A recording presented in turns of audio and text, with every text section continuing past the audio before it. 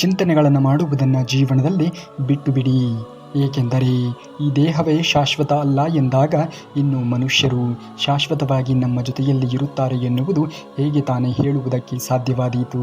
ಹಾಗಾಗಿ ಚಿಂತನೆಗಳನ್ನು ಮಾಡುವುದನ್ನು ಬಿಟ್ಟು ಬಿಡಿ. ನಿಮ್ಮ ಜೀವನವನ್ನು ನೀವು ಮಾಡಿಕೊಂಡು ನಿಮ್ಮ ಕೆಲಸ ಕಾರ್ಯಗಳನ್ನು ಮಾಡುತ್ತಾ ಮುಂದುವರಿಯುವುದನ್ನು ನೋಡಬೇಕು. ಪಾಪ ಎನ್ನುವುದು ಎಂತಹ ವಸ್ತು ಅಂದರೆ ಅದನ್ನು ಖರೀದಿಸುವುದು ಬಹಳ ಶಸ್ತ. ಆದರೆ ಅದಕ್ಕೆ ಬೆಲೆ ಕಟ್ಟುವಾಗ ಜನ್ಮ ಕಳೆಯಬೇಕಾಗುತ್ತದೆ. ಹಾಗಾಗಿ ಜೀವನದಲ್ಲಿ ಏನೇ ಆದರೂ ಕೂಡ ಪಾಪದ ಕೆಲಸಗಳನ್ನು ಅಥವಾ ಇನ್ನೊಬ್ಬರ ಹೊಟ್ಟೆಯ ಮೇಲೆ ಕನ್ನವನ್ನು ಹಾಕುವಂತಹ ಕೆಲಸಗಳನ್ನು ಮಾಡುವುದಕ್ಕೆ ಹೋಗಲೇಬೇಡಿ. ನಿನ್ನ ಮನಸ್ಸು ಒಳ್ಳೆಯದಾಗಿ ಇದ್ದರೆ ಎಲ್ಲವೂ ಕೂಡ ನಿನ್ನ ವಿರುದ್ಧವಾಗಿ ಇರುತ್ತದೆ, ಆದರೆ ಸಮಯ ನಿನ್ನ ಪರವಾಗಿಯೇ ಇರುತ್ತದೆ ಎನ್ನುವುದನ್ನು ಮರೆಯಬೇಡಿ.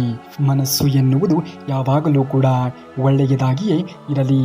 ಜೀವನದಲ್ಲಿ ಯಾರು ಜೊತೆಗೆ ಇರುತ್ತಾರೆ ಇಲ್ಲವೋ ಗೊತ್ತಿಲ್ಲ, ಆದರೆ ನಾವು ಮಾಡಿರುವಂತಹ ಪಾಪ ಪುಣ್ಯದ ಕೆಲಸಗಳು ಎಂದು ಖಂಡಿತವಾಗಿಯೂ ಕೂಡ ನಮ್ಮ ಜೊತೆಯಲ್ಲಿಯೇ ಉಳಿಯುತ್ತವೆ ಎನ್ನುವುದನ್ನು ಮರೆಯಬೇಡಿ. ಹಾಗಾಗಿ ಜೀವನದಲ್ಲಿ ಆದರೆ ಒಬ್ಬರಿಗೆ ಒಳ್ಳೆಯದನ್ನು ಮಾಡಿ, ಕೆಟ್ಟದ್ದನ್ನು ಎಂದಿಗೂ ಕೂಡ ಮಾಡುವುದಕ್ಕೆ ಹೋಗಲೇಬೇಡಿ. ಸಿಹಿ ಕಹಿಗಳು ಎರಡೂ ಕೂಡ ಯೋಗಿಗೆ ಏಕ ಪ್ರಕಾರದ ಬಲವನ್ನು ನೀಡುತ್ತದೆ. ಕಷ್ಟ ಬಂದಾಗ ಕುಗ್ಗದೆ, ಸುಖ ಬಂದಾಗ ಹಿಗ್ಗದೆ ಸಮಾನ ಮನಸ್ಥಿತಿ ಉಳ್ಳವನೇ ನಿಜವಾದ ಯೋಗಿ ಎನ್ನುವುದನ್ನು ಮರೆಯಬೇಡಿ. ಜೀವನದಲ್ಲಿ ಖಂಡಿತವಾಗಿಯೂ ಕೂಡ ಒಳ್ಳೆಯ ಸಮಯ ಎನ್ನುವುದು ಬಂದೇ ಬರುತ್ತದೆ. ನಿಮ್ಮ ಆ ಒಂದು ಸಮಯಕ್ಕೋಸ್ಕರ ನೀವು ತಾಳ್ಮೆಯನ್ನು ತೆಗೆದುಕೊಂಡು ಕಾಯಬೇಕಾಗಿರುವುದು ತುಂಬಾ ಅವಶ್ಯಕ ಎನ್ನುವುದನ್ನು ಮರೆಯಬೇಡಿ. ಇಂದಿನ ಸ್ಥಿತಿಗತಿಗಳಲ್ಲಿ ನಿನ್ನನ್ನು ಕುರಿತು ಯಾರೇ ಏನೇ ಹೇಳಿದರೂ ಕೂಡ ತಲೆಯನ್ನು ಕೆಡಿಸಿಕೊಳ್ಳುವುದಕ್ಕೆ ಹೋಗಬೇಡಿ. ಜೀವನದಲ್ಲಿ ಸಮಯ ಎನ್ನುವುದು ಒಂದು ಇದೆ ನೋಡಿ, ಅದು ಎಲ್ಲರಿಗೂ ಕೂಡ ಎಲ್ಲವನ್ನ ಕಲಿಸಿಕೊಡುತ್ತದೆ. ನಿನಗೂ ಕೂಡ ಒಂದು ಸಮಯ ಬಂದೇ ಬರುತ್ತದೆ. ಅಲ್ಲಿಯವರೆಗೆ ಜೀವನದಲ್ಲಿ ನೀನು ತಾಳ್ಮೆಯನ್ನು ತೆಗೆದುಕೊಳ್ಳಬೇಕಾಗಿರುವುದು ತುಂಬಾ ಅವಶ್ಯಕ ನೋಡಿ.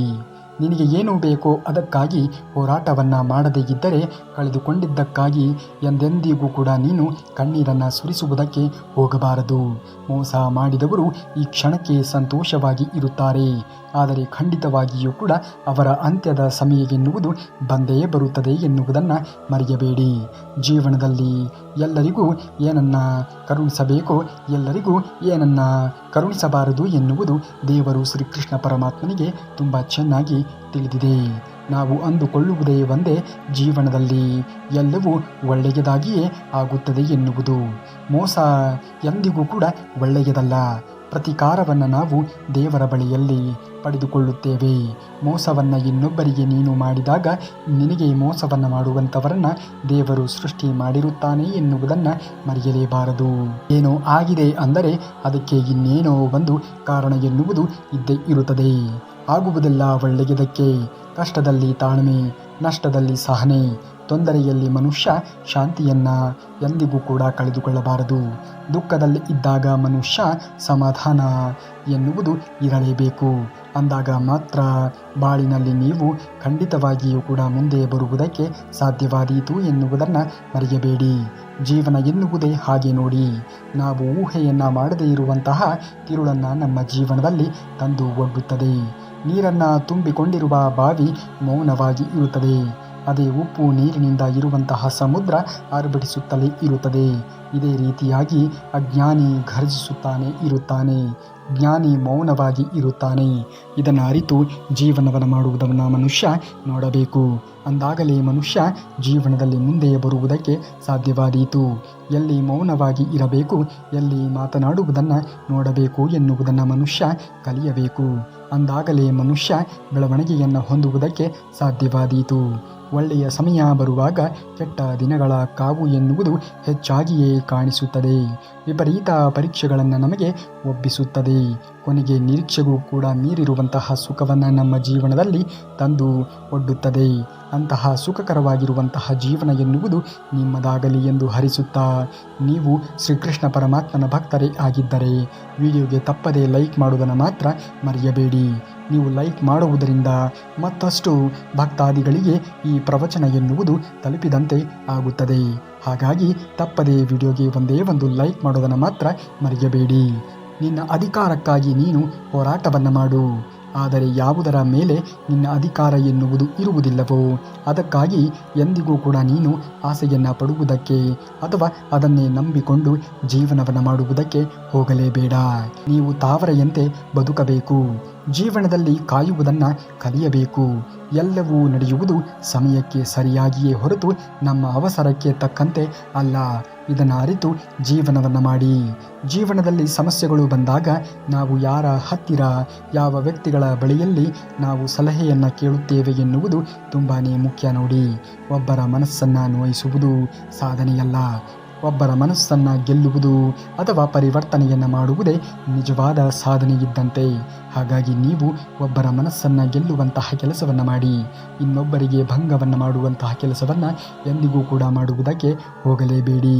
ತಾಳ್ಮೆ ಎನ್ನುವುದು ಜೀವನದಲ್ಲಿ ಇರಬೇಕಾಗಿರುವಂಥದ್ದು ತುಂಬಾ ಅವಶ್ಯಕ. ಎಂತಹ ಘನಘೋರಕರವಾಗಿರುವಂತಹ ಸಮಸ್ಯೆಗಳು ನಿಮ್ಮ ಜೀವನದಲ್ಲಿ ಉದ್ಭವ ಆದರೂ ಕೂಡ ಎಲ್ಲದಕ್ಕೂ ಪರಿಹಾರ ಎನ್ನುವುದು ಇದ್ದೇ ಇರುತ್ತದೆ.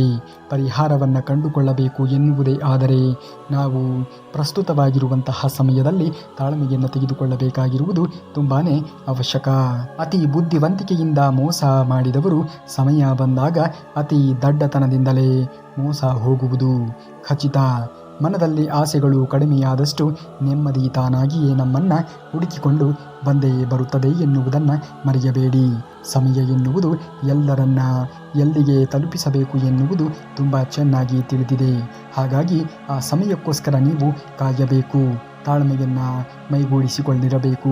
ಈ ಜಗತ್ತಿನಲ್ಲಿ ನಿನಗೆ ಇಷ್ಟ ಬಂದಂತೆ ಬದುಕು, ಆದರೆ ನಿನ್ನಂತೆ ಯಾರಿಗೂ ಕೂಡ ಕೆಡಕಾಗದಂತೆ ಬದುಕು. ಜೀವನದಲ್ಲಿ ಎಂದಿಗೂ ಕೂಡ ಸಣ್ಣ ಪುಟ್ಟ ತಪ್ಪುಗಳನ್ನು ಆದಷ್ಟು ತಪ್ಪಿಸಲು ಪ್ರಯತ್ನವನ್ನು ಪಡು. ಏಕೆಂದರೆ ಸಣ್ಣ ಪುಟ್ಟ ತಪ್ಪುಗಳನ್ನು ತಪ್ಪಿಸುವುದಕ್ಕೆ ನೀನು ಪ್ರಯತ್ನವನ್ನು ಪಟ್ಟಾಗ ನಿನ್ನ ಜೀವನದಲ್ಲಿ ಆಗಮಿಸುವಂತಹ ಎಂತಹ ದೊಡ್ಡ ಸಮಸ್ಯೆಯನ್ನಾದರೂ ಕೂಡ ನೀನು ತಪ್ಪಿಸಿ ಜೀವನವನ್ನು ನಡೆಸುವುದಕ್ಕೆ ಸಾಧ್ಯವಾದೀತು. ಮನುಷ್ಯ ಪರ್ವತಗಳಿಂದ ಅಲ್ಲ, ಕಲ್ಲಿನಿಂದ ಎಡಗುತ್ತಾನೆ. ಯಾವ ವ್ಯಕ್ತಿ ತನ್ನನ್ನು ತುಳಿಯಲು ಅನ್ಯರಿಂದ ಸಲಹೆಯನ್ನು ಪಡೆಯಲು ಆರಂಭ ಮಾಡುವ ಆ ದಿನವೇ ವ್ಯಕ್ತಿ ಆತನ ಪತನ ಎನ್ನುವುದು ಆರಂಭವಾಗುತ್ತಾ ಹೋಗುತ್ತದೆ. ಜೀವನದಲ್ಲಿ ನೀವು ಏಳಿಗೆಯನ್ನು ಹೊಂದಬೇಕು ಎನ್ನುವುದೇ ಆದರೆ ಮೊದಲು ನೀವು ಅನ್ಯರಿಗೆ ಭಂಗವನ್ನು ತರುವುದನ್ನು ಮೊದಲು ಬಿಟ್ಟು ಬಿಡಬೇಕು. ಯಾರು ನಿಮ್ಮ ಜೀವನದಲ್ಲಿ ಸಿಗಬೇಕು ಎಂದು ಬರೆದಿರುತ್ತದೆಯೋ ಅವರು ಖಂಡಿತವಾಗಿಯೂ ಕೂಡ ಸಿಕ್ಕೇ ಸಿಗುತ್ತಾರೆ. ಭವಿಷ್ಯದಲ್ಲಿ ಒಂದಲ್ಲ ಒಂದು ದಿನ ಒಂದಲ್ಲ ಒಂದು ಕಾರಣದಿಂದ ಸಿಕ್ಕೇ ಸಿಗುತ್ತಾರೆ. ಅದನ್ನು ನೀವು ಅರಿತು ಜೀವನವನ್ನು ಮಾಡಿ. ಯಾರು ನಿಮ್ಮನ್ನು ಅಥವಾ ನಿಮ್ಮ ಸಮಯಕ್ಕೋಸ್ಕರ ಕಾಯುತ್ತಾ ಇರುತ್ತಾರೆಯೋ ಅಂಥವರನ್ನು ಎಂದಿಗೂ ಕೂಡ ಹೆಚ್ಚು ಕಾಲ ಕಾಯಿಸುವುದಕ್ಕೆ ಹೋಗಬೇಡಿ. ಅಂತಹ ಪವಿತ್ರವಾಗಿರುವಂತಹ ಪ್ರೀತಿ ಎನ್ನುವುದು ಇಂದಿನ ಕಾಲದಲ್ಲಿ ಸಿಗುವುದು ತುಂಬಾ ವಿರಳ ನೋಡಿ. ಯಾರು ನಿನ್ನವರು, ಯಾವುದು ನಿನ್ನದು ಎಂದು ಅರ್ಥವಾಗುವುದು ಸಮಯ ಬಂದಾಗ ಮಾತ್ರ. ಈ ದೇಹದ ಮೇಲೆ ಬೀಳುವ ಪೆಟ್ಟಿಗಿಂತ ನಂಬಿಕೆಯ ಮೇಲೆ ಬೀಳುವಂತಹ ಪೆಟ್ಟು ಹೆಚ್ಚು ನೋವನ್ನು ನಮಗೆ ಕೊಡುತ್ತದೆ. ಹಾಗಾಗಿ ಜೀವನದಲ್ಲಿ ಯಾರ ನಂಬಿಕೆಯನ್ನು ಕೂಡ ಭಂಗಗೊಳಿಸುವಂತಹ ಕೆಲಸವನ್ನು ಮಾಡಲೇಬೇಡಿ. ಬೇರೆ ವ್ಯಕ್ತಿಗಳು ನಿಮ್ಮ ಮೇಲೆ ನಂಬಿಕೆಯನ್ನು ಇಟ್ಟಿದ್ದಾರೆ ಎಂದರೆ ಖಂಡಿತವಾಗಿಯೂ ಕೂಡ ಅವರ ನಂಬಿಕೆಯನ್ನು ಉಳಿಸಿಕೊಳ್ಳುವಂತಹ ಕೆಲಸವನ್ನು ನೀವು ಮಾಡಬೇಕು. ಚಿಂತನೆಗಳನ್ನು ಎಂದಿಗೂ ಕೂಡ ಮಾಡುತ್ತಾ ಕೊರಗುವುದಕ್ಕೆ ಹೋಗಬೇಡಿ. ಚಿಂತೆ ಎನ್ನುವುದು ಹುಟ್ಟಿಸಿದವರನ್ನು ಮರೆತು ನಾವು ಮುಂದೆ ನಡೆಯಬೇಕು. ಗತಕಾಲದ ಬಗ್ಗೆ ಕೊರಗುವ ಬದಲು ನಾಳೆಯತ್ತ ಹೆಜ್ಜೆಯನ್ನು ಹಾಕುವುದು ಒಳ್ಳೆಯದು. ಇದನ್ನು ಅರಿತು ಜೀವನವನ್ನು ಮಾಡಿ. ಆಗಿ ಹೋಗಿರುವುದು ಈಗಾಗಲೇ ಆಗಿ ಹೋಗಿದೆ. ಅದನ್ನು ಪರಿವರ್ತನೆ ಮಾಡುವುದಕ್ಕೆ ಸಾಧ್ಯವೇ ಇಲ್ಲ. ಮುಂದೆ ಆಗಬೇಕಾಗಿರುವುದರ ಬಗ್ಗೆ ನೀವು ಯೋಚನೆಗಳನ್ನು ಮಾಡಬೇಕು. ಮುಂದೆ ಆಗಬೇಕಾಗಿರುವಂತಹ ಕೆಲಸಗಳ ಬಗ್ಗೆ ನೀವು ಯೋಚನೆಯನ್ನು ಮಾಡಿದಾಗ ಖಂಡಿತವಾಗಿಯೂ ಕೂಡ ನಿಮ್ಮ ಜೀವನದಲ್ಲಿ ನೀವು ಏನನ್ನಾದರೂ ಒಂದನ್ನು ಪಡೆದುಕೊಂಡು ಇರುವುದಕ್ಕೆ ಸಾಧ್ಯವಾದೀತು. ತಾಳ್ಮೆಯಿಂದ ಇರಿ. ನೀವು ಪಡುತ್ತಿರುವಂತಹ ಕಷ್ಟಕ್ಕೆ ಒಳ್ಳೆಯ ದಿನ ಬಂದೇ ಬರುತ್ತದೆ. ನಿಮ್ಮ ಮನಸ್ಸಿನ ಶಕ್ತಿಯನ್ನು ಚಿಂತೆ ಮಾಡಲು ಉಪಯೋಗಿಸಬೇಡಿ. ಆ ಶಕ್ತಿಯನ್ನು ನಂಬಿಕೆಗೆ ಉಪಯೋಗಿಸಿ. ಜೀವನದಲ್ಲಿ ನೀವು ಮುಂದೆ ಬೆಳವಣಿಗೆಯನ್ನು ಹೊಂದುತ್ತೀರಾ. ಕಷ್ಟಪಟ್ಟು ದುಡಿದು ಸಂಪಾದನೆಯನ್ನು ಮಾಡಬೇಕು. ಯಾರಿಗೂ ಕೂಡ ಮೋಸವನ್ನಾಗಲಿ ದ್ರೋಹವನ್ನಾಗಲಿ ನೀವು ಬಗೆಯುವುದಕ್ಕೆ ಹೋಗಬಾರದು. ಅಥವಾ ಮೋಸ ಎನ್ನುವಂತಹ ಒಂದು ಆಲೋಚನೆಗಳೇ ಬರದೇ ಇರತಕ್ಕಂತಹ ವ್ಯಕ್ತಿಯ ಬಳಿಯಲ್ಲಿ ಖಂಡಿತವಾಗಿಯೂ ಕೂಡ ಒಳ್ಳೆಯ ಅಭಿಪ್ರಾಯಗಳು ಆಗಲಿ, ಒಳ್ಳೆಯ ಜೀವನ ಶೈಲಿಯಾಗಲಿ, ದೇವರು ಎನ್ನುವುದು ಆಗಲಿ ಖಂಡಿತವಾಗಿಯೂ ಕೂಡ ಆತನ ಬಳಿಯಲ್ಲಿ ವಾಸವಾಗಿ ಇರುತ್ತಾನೆ. ನಿನ್ನನ್ನು ನೀನು ಸ್ವೀಕರಿಸಿಕೊಳ್ಳಿ. ಸರಿ ಹೋಗದೇ ಇರುವ ವಿಷಯಗಳಿಗೆ ನೀನು ಚಿಂತನೆಗಳನ್ನು ಮಾಡುವುದಕ್ಕೆ ಹೋಗಬೇಡ. ನಿಮ್ಮ ಆರೋಗ್ಯವನ್ನು ನೀವು ಹಾಳು ಮಾಡಿಕೊಳ್ಳುತ್ತೀರಾ. ಇಂದಿನ ಕಷ್ಟದ ದಿನಗಳೇ ನಾಳೆ ಖುಷಿಗೆ ಕಾರಣವಾಗಿರುತ್ತದೆ ಎನ್ನುವುದನ್ನು ಮರೆಯಲೇಬೇಡಿ. ಜೀವನದಲ್ಲಿ ಕಷ್ಟಗಳು ಬರುವುದು ಸಹಜ. ಆದರೆ ಆ ಕಷ್ಟಗಳನ್ನು ಮೆಟ್ಟಿ ನಡೆದಾಗ ಮಾತ್ರ ಬದುಕಿನಲ್ಲಿ ನಾವು ಮುಂದೆ ಬರುವುದಕ್ಕೆ ಸಾಧ್ಯವಾದೀತು. ಅಯ್ಯೋ ಕಷ್ಟ ಬಂದಿದೆ ಎಂದು ಕಷ್ಟಗಳನ್ನೇ ನೆನೆಯುತ್ತಾ ನಿಮ್ಮ ಅತ್ಯಮೂಲ್ಯವಾಗಿರುವಂತಹ ಸಮಯವನ್ನು ನೀವು ಕೇವಲ ಆಲೋಚನೆಗಳನ್ನು ಮಾಡುವುದರಲ್ಲಿಯೇ ವಿನಿಯೋಗ ಮಾಡುವುದರಿಂದ ನೀವು ಜೀವನದಲ್ಲಿ ಏನನ್ನೂ ಕೂಡ ಮಾಡುವುದಕ್ಕೆ ಸಾಧ್ಯವೇ ಆಗುವುದಿಲ್ಲ. ನಮ್ಮನ್ನು ಸಮಯ ಎಷ್ಟು ಕಾಯಿಸುತ್ತಾ ಇರುತ್ತದೆಯೋ ಅಷ್ಟು ಉತ್ತಮವಾಗಿರುವಂತಹ ಫಲವನ್ನು ನಮಗೆ ಸಿಗುತ್ತದೆ. ಜಗತ್ತಿನ ಎಲ್ಲ ಕೆಲಸಗಳನ್ನು ನಾವು ಮಾಡಬಲ್ಲೆ ಎನ್ನುವಂತಹ ಆತ್ಮವಿಶ್ವಾಸ ಎನ್ನುವುದು ನಿಮ್ಮಲ್ಲಿ ಇರಲಿ. ಆದರೆ ಎಲ್ಲವೂ ನನ್ನಿಂದಲೇ ಆಗುವುದು ಎನ್ನುವಂತಹ ಅಹಂಕಾರ ಎನ್ನುವುದು ಬೇಡವೇ ಬೇಡ. ಜೀವನದಲ್ಲಿ ನೀವು ಅಹಂಕಾರವನ್ನು ಎಂದಿಗೂ ಕೂಡ ಮೈಗೂಡಿಸಿಕೊಳ್ಳುವುದಕ್ಕೆ ಹೋಗಲೇಬೇಡಿ. ವ್ಯಕ್ತಿ ಎಂತಹ ದೊಡ್ಡ ಸ್ಥಾನಕ್ಕೆ ಏರಿದರೂ ಕೂಡ ಅಹಂಕಾರ ಎನ್ನುವುದು ಒಂದು ಬಂದರೆ ಆತ ಖಂಡಿತವಾಗಿಯೂ ಕೂಡ ಪಾತಾಳಕ್ಕೆ ಬಿದ್ದೇ ಬೀಳುತ್ತಾನೆ.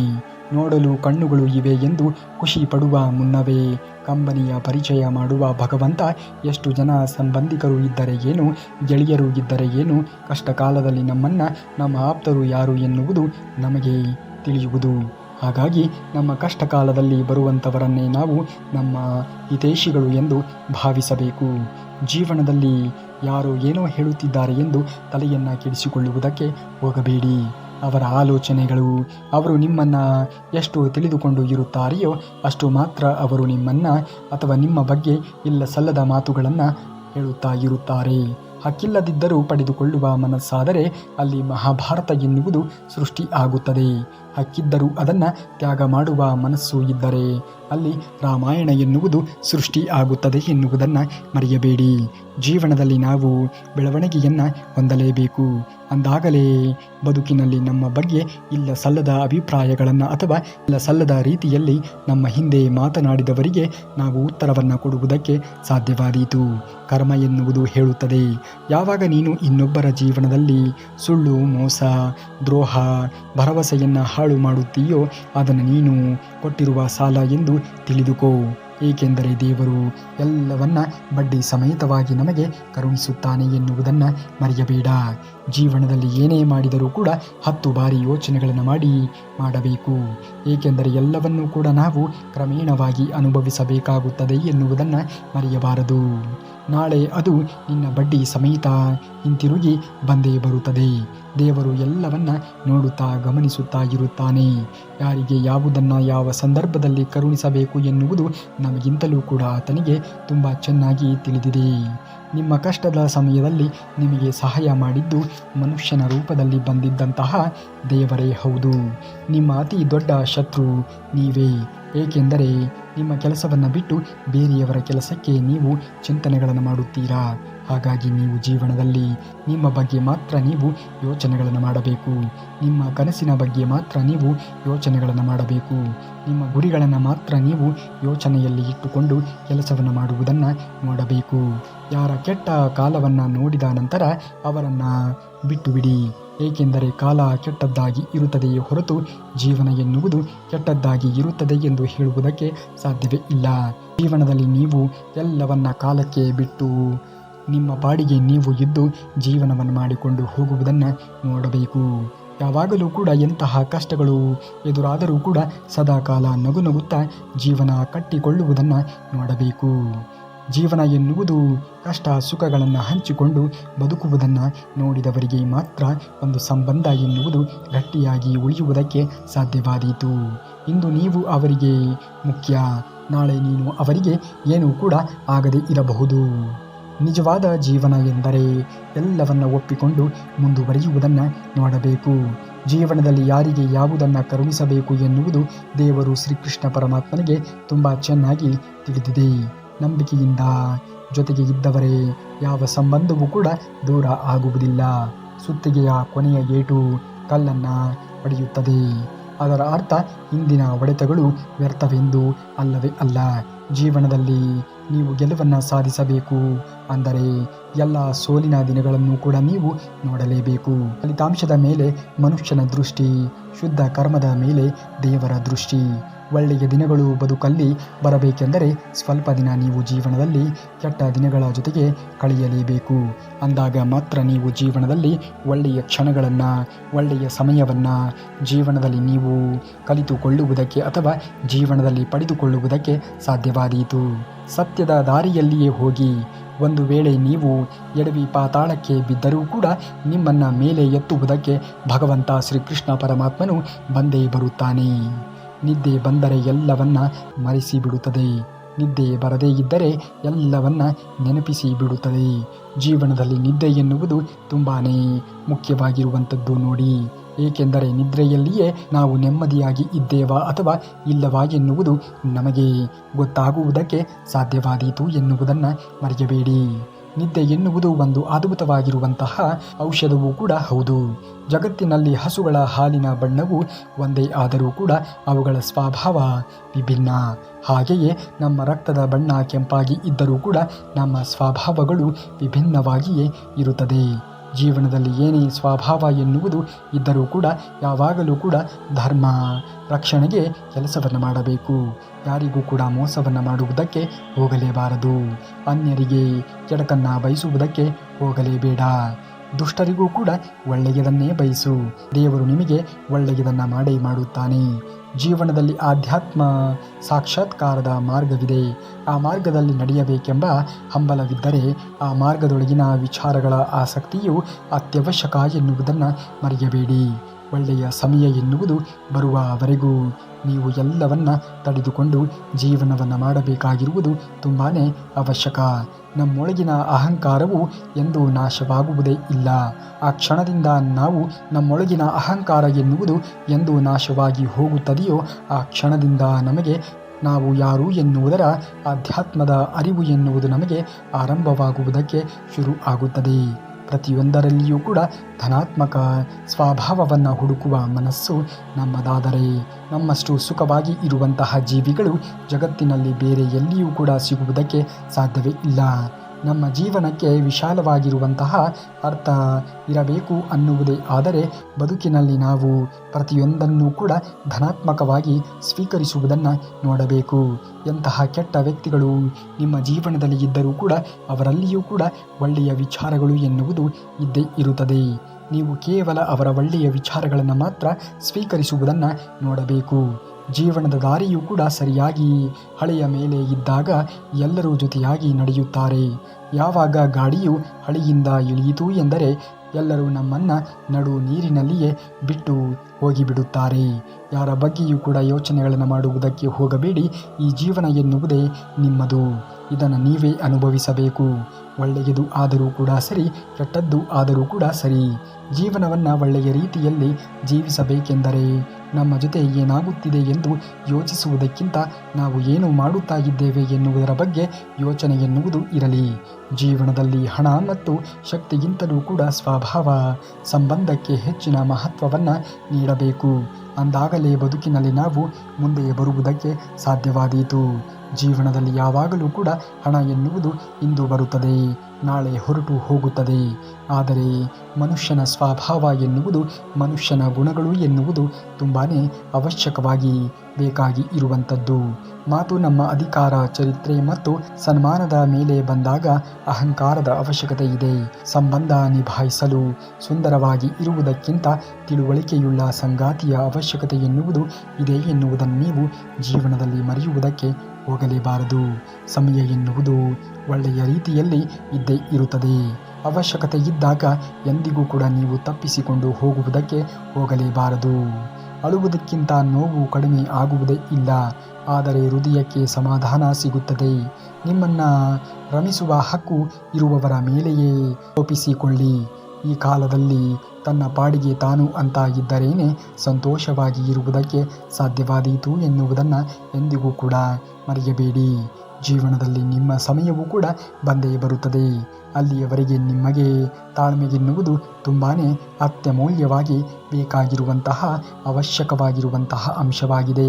ಅವಶ್ಯಕತೆ ಇದ್ದರೆ ಅಷ್ಟೇ ಯಾವತ್ತೋ ಒಡೆದು ಹೋದ ಸಂಬಂಧಗಳು ಕೂಡ ಹತ್ತಿರವಾಗುತ್ತದೆ. ಬೇರೆಯವರ ಸಂಪತ್ತನ್ನು ನೋಡದೆಯೇ ಮನಸ್ಸನ್ನು ನೋಡಿ ನೀವು ಗೆಳೆತನವನ್ನು ಮಾಡಬೇಕು. ದೇವರು ಎಲ್ಲರಿಗೂ ಯಾವುದನ್ನು ಕರುಣಿಸಬೇಕೋ ಅದನ್ನು ಕರುಣಿಸಿಯೇ ಕರುಣಿಸುತ್ತಾನೆ. ಯಾರ ಮೇಲೆ ಜವಾಬ್ದಾರಿಯ ಭಾರ ಇರುತ್ತದೆಯೋ ಅವರು ಕೋಪ ಮಾಡಿಕೊಳ್ಳುವುದರಲ್ಲಿ ಮತ್ತು ಒಡೆದು ಹೋಗುವುದರಲ್ಲಿ ಅರ್ಥವೇ ಇಲ್ಲ. ಬುದ್ಧಿಯಿಂದ ಮಾಡಿದ ಪ್ರೀತಿಗಿಂತ ಹೃದಯದಿಂದ ಮಾಡಿದ ದ್ವೇಷ ಎಷ್ಟೋ ವಾಸಿ. ಜೀವನದಲ್ಲಿ ಯಾವಾಗಲೂ ಕೂಡ ಹೃದಯ ವೈಶಾಲ್ಯತೆಯನ್ನು ನೀವು ಮೆರೆಯುವುದನ್ನು ನೋಡಬೇಕು. ಅಂದಾಗಲೇ ನೀವು ಬದುಕಿನಲ್ಲಿ ಏನಾದರೂ ಒಂದು ಹೊಸತನವನ್ನು ಕಂಡುಕೊಳ್ಳುವುದಕ್ಕೆ ಸಾಧ್ಯವಾದೀತು. ತನ್ನ ತಪ್ಪಿನ ಮೇಲೆ 100 ಪರದೆ ಹಾಕಿ ಮನುಷ್ಯ ಹೇಳುತ್ತಾನೆ, ಈ ಜಗತ್ತು ತುಂಬಾ ಕೆಟ್ಟದ್ದಾಗಿ ಇದೆ ಎಂದು. ಸಮಯವೂ ಬದಲಾಗುತ್ತದೆ, ಎಲ್ಲವೂ ಸರಿ ಹೋಗುತ್ತದೆ. ಹಾಗಾಗಿ ಜೀವನದಲ್ಲಿ ಸಮಯಕ್ಕೆ ತಕ್ಕಂತೆ ಜೀವನವನ್ನು ಮಾಡುವುದನ್ನು ಮನುಷ್ಯ ನೋಡಬೇಕು. ಅಂದಾಗಲೇ ಅವನು ಮನುಷ್ಯ ಮುಂದೆ ಬರುವುದಕ್ಕೆ ಸಾಧ್ಯವಾದೀತು. ನೀವೇನಾದರೂ ಶ್ರೀಕೃಷ್ಣ ಪರಮಾತ್ಮನ ಭಕ್ತರೇ ಆಗಿದ್ದರೆ ನೀವು ಈ ಕೂಡಲೇ ಈ ವಿಡಿಯೋಗೆ ಒಂದು ಲೈಕನ್ನು ಮಾಡೋದನ್ನು ಮಾತ್ರ ಮರೆಯಬೇಡಿ. ನೀವೇನಾದರೂ ಶ್ರೀಕೃಷ್ಣ ಪರಮಾತ್ಮನ ಭಕ್ತಾದಿಗಳೇ ಆಗಿದ್ದರೆ ತಪ್ಪದೆ ಈ ವಿಡಿಯೋಗೆ ಶೇರ್ ಮಾಡೋದನ್ನು ಕೂಡ ಮರೆಯಬೇಡಿ. ಇನ್ನು ನಾಳೆ ಶ್ರೀಕೃಷ್ಣ ಪರಮಾತ್ಮನ ಮತ್ತಷ್ಟು ವಚನಾಮೃತದೊಂದಿಗೆ ನಿಮ್ಮ ಮುಂದೆ ಬರುತ್ತೇನೆ. ಅಲ್ಲಿಯವರೆಗೆ ಧನ್ಯವಾದ. ಕರುನಾಡಿಗೆ.